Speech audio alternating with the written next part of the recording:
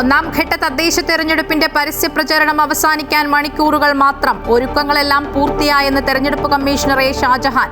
600 വാഗ്ദാനങ്ങളിൽ 580 LDF നടപ്പാക്കിയെന്ന് മുഖ്യമന്ത്രി പിണറായി വിജയൻ. പ്രതിസന്ധി ഘട്ടങ്ങളിൽ കേന്ദ്രം മുഖം തിരിച്ചുവെന്നും മുഖ്യമന്ത്രി. MP-മാരുടെ പ്രവർത്തനങ്ങളിൽ KC വേണുഗോപാലിന്റെ വെല്ലുവിളി ഏറ്റെടുത്തു മുഖ്യമന്ത്രി. ജമാഅത്തെയുമായുള്ള കൂടിക്കാഴ്ച അവർ ആവശ്യപ്പെട്ട പ്രകാരമെന്നും പിണറായി വിജയൻ. ശബരിമല സ്വർണ്ണക്കൊള്ളയിൽ ഗുരുതര വെളിപ്പെടുത്തലുമായി രമേശ് ചെന്നിത്തല.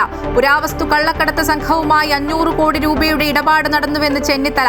കൂടുതൽ വിവരങ്ങൾ വെളിപ്പെടുത്താൻ തയ്യാറെന്നറിയിച്ച് SITക്ക് കത്ത് നൽകി. ചില വ്യവസായികൾക്കും പങ്കെന്നും ഇത് നേരിട്ടറിയാവുന്ന വ്യക്തിയെ അന്വേഷണത്തിൽ ഉൾപ്പെടുത്തണമെന്നും ചെന്നിത്തല.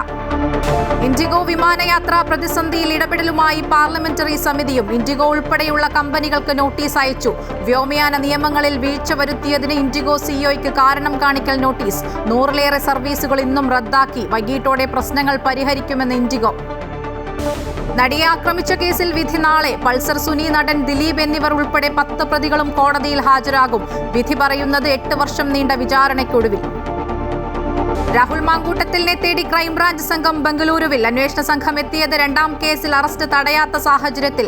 മുൻകൂർ ജാമ്യാപേക്ഷയിൽ വിശദവാദം കേൾക്കുന്നതിന് മുൻപ് നിർണായക വിവരങ്ങൾ ശേഖരിക്കാൻ അന്വേഷണ സംഘം.